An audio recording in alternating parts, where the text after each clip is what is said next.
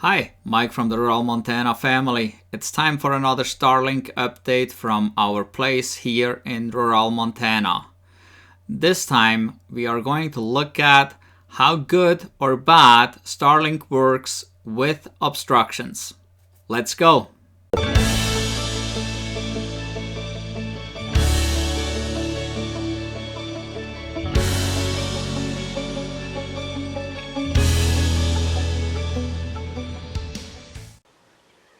In order for Starlink not to have any obstructions, we would have to place the dish right about out here, right on this little hill on top of a post, which would require to dig a ditch all the way over here to this bear right there, and that's where we could tie into the line. There's actually the phone line on there that goes behind the house into the utility room, but this adds about 150 feet total of Cat 6 cable. So I decided to place it up there,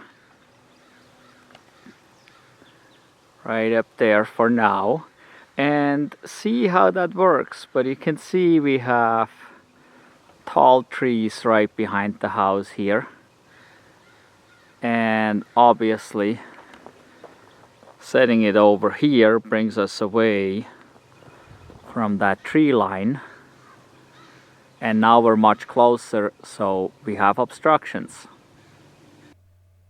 With the satellite dish sitting on the roof, we definitely have obstructions, and we can see this here in that screen recording that I made 3 months ago. So this is still the old app from Starlink, and you can see the red areas to the east there, or the northeast, and those red areas are the obstructions.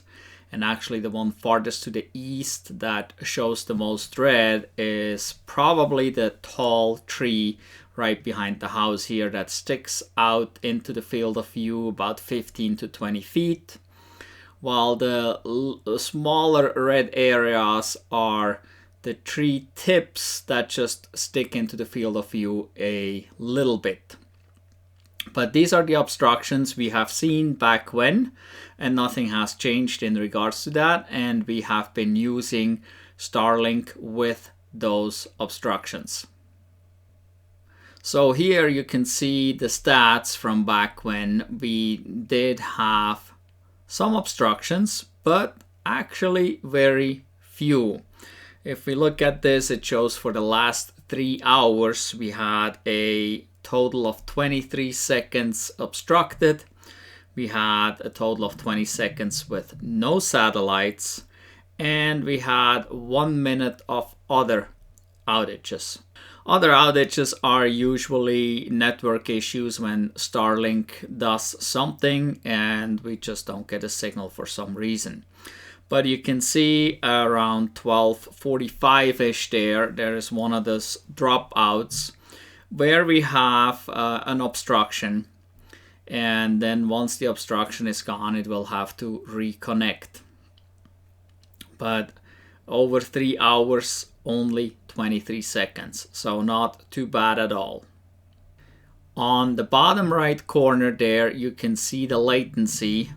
We are 60, 80 and 150 milliseconds in that screenshot.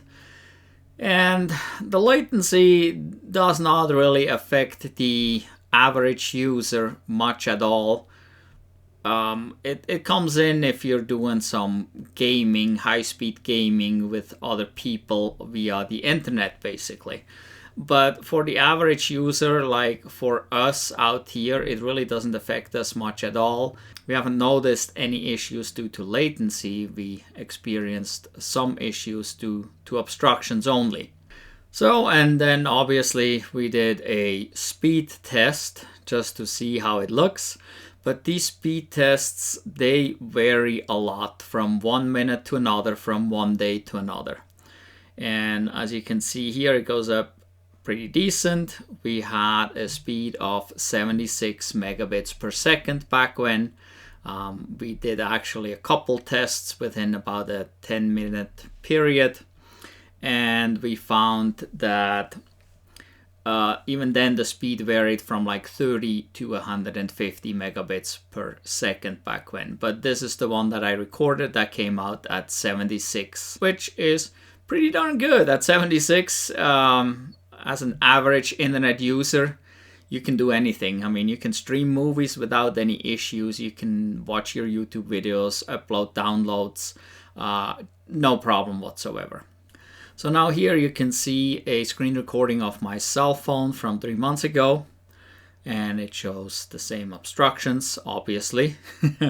It won't show any different, but what we're going to look at is the field of view.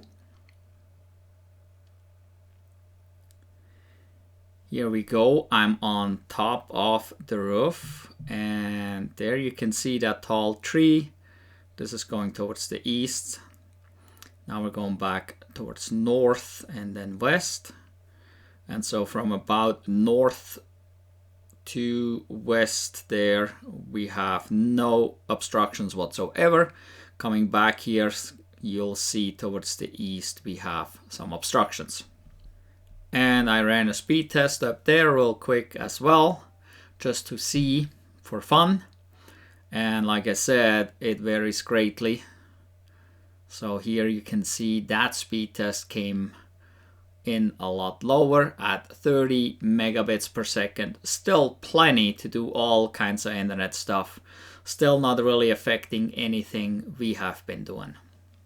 Now let's look at the current app, because the app has changed since, and so we're looking at it on the computer. It's the same on the computer as on your cell phone. You get to see the same stuff. So we're looking at it on the computer, and as you can see on the screen here, it currently shows obstructions, and that we are supposed to expect interruptions every 9 minutes. And I don't know, I have not experienced interruptions every 9 minutes, but let's look at it a little closer. So let's go to the stats. Here we go. Here we got the stats where we show uptime, and we show obstructed 2 minutes, no signal received 7 seconds, and network issue 2 minutes. And we can see shortly after 10, about 10:03-ish, there is a drop, and that's where we had an obstruction. Did that obstruction affect us? Most likely not. If we were using Wi-Fi calling, then yes, that probably could have disconnected us. Other than that, no, probably no issues. Let's go look at outages. And we can see here below are all outages 2 seconds or longer that occurred in the past 12 hours. And now there's a very important part right after that where it says many applications and websites are resilient to short outages, so some of these will not be noticeable. And that's a very important part there, that they're not noticeable. So that means basically as you're using an app or you're surfing the web, whatever, even if you're watching a YouTube video, you will not notice those. And so if we look at it, most of these are very short.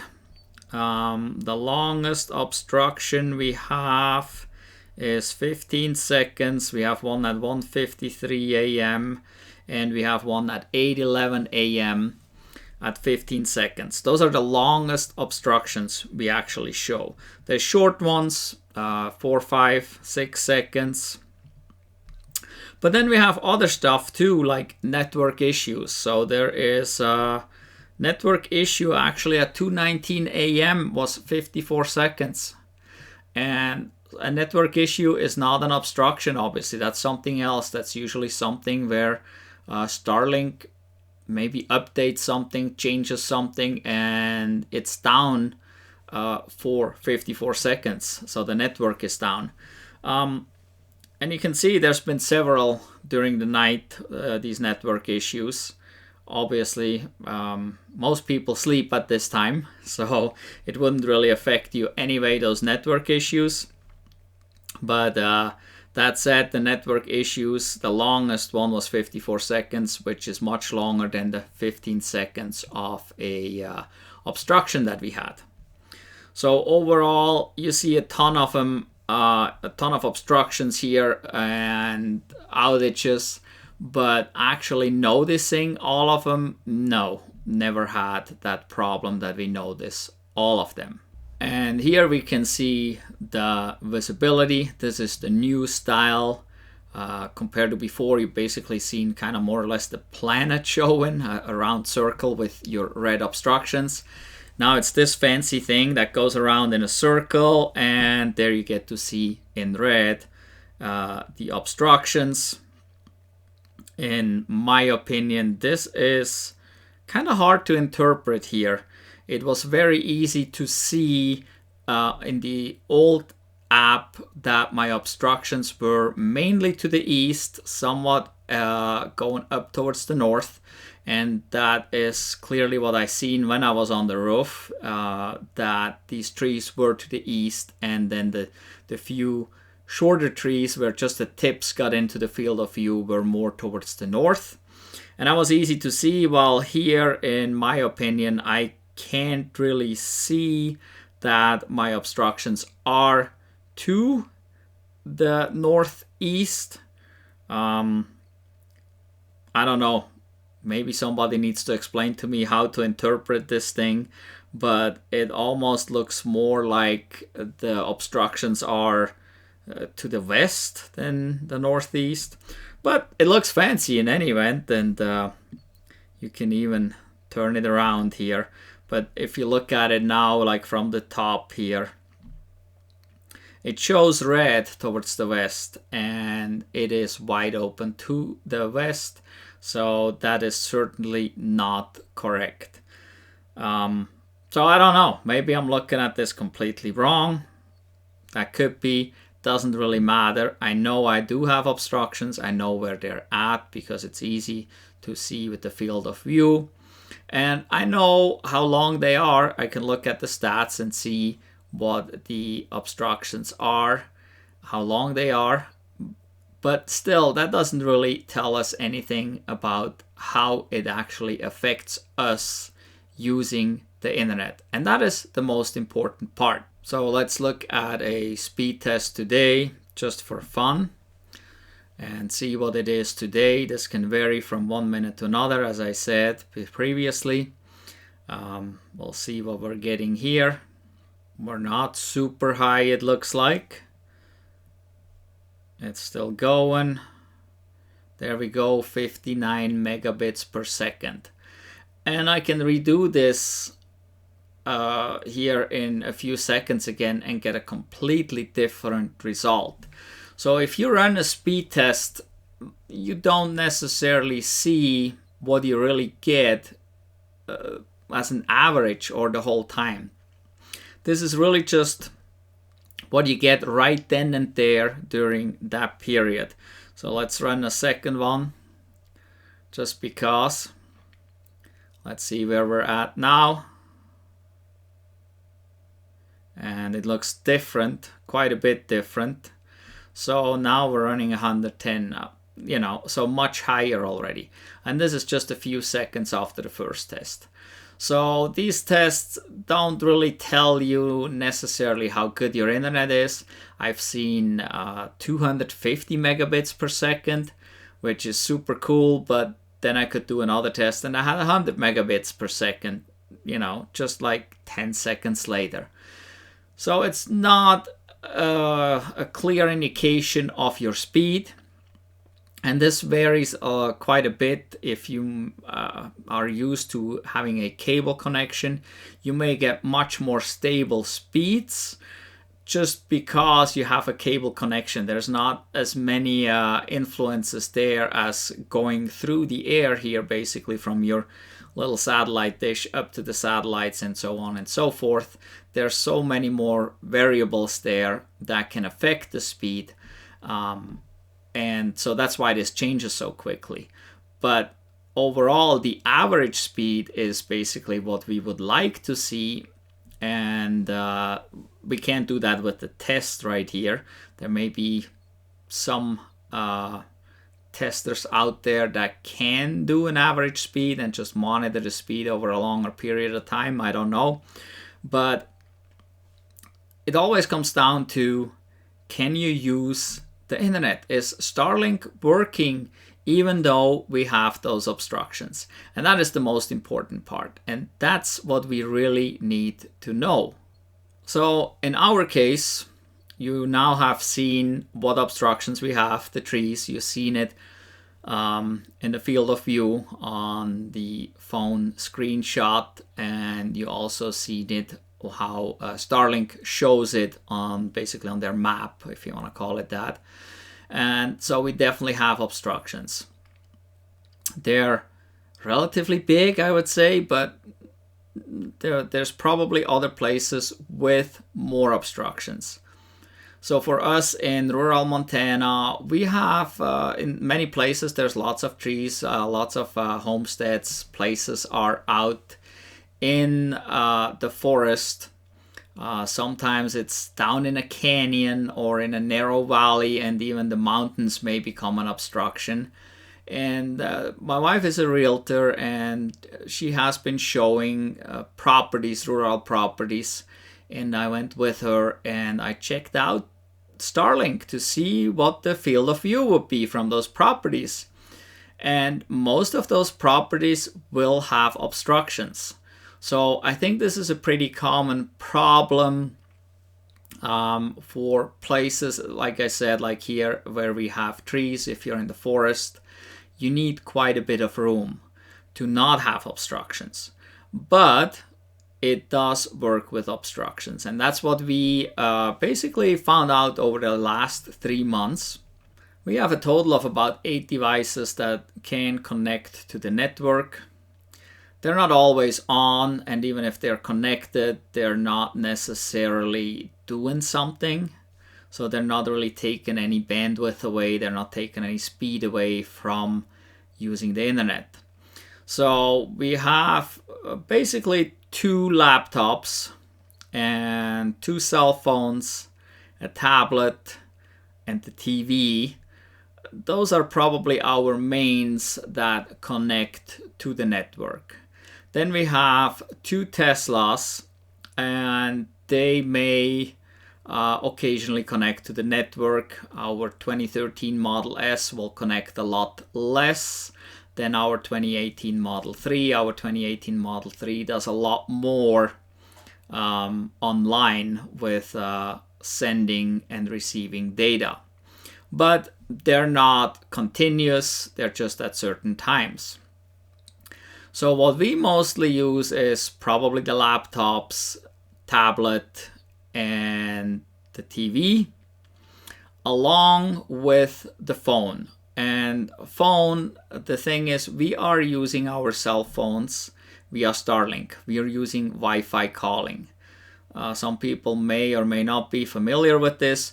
Wi-Fi calling is you're using your cell phone through your provider, but you're accessing the cell phone network via the internet. Where we live, there is no cell phone reception.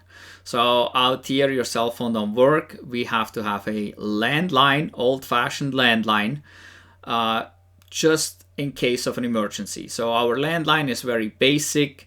We don't have any caller ID on there, and we can only do local calls. If we wanted to do long distance calls, we would get charged a lot of money for it. The cell phone just accesses the network and goes out via Starlink onto the cell phone network. And that is probably where we see the most issues with the obstructions. So if you're on the phone and an obstruction comes up, a 2-second one may not be an issue. It may just be like you experience on your cell phone. At times it just drops a call for a couple seconds but comes right back. But if it is any longer than that, it will drop the call completely and not come back. And so that can be an issue, but overall it works pretty good.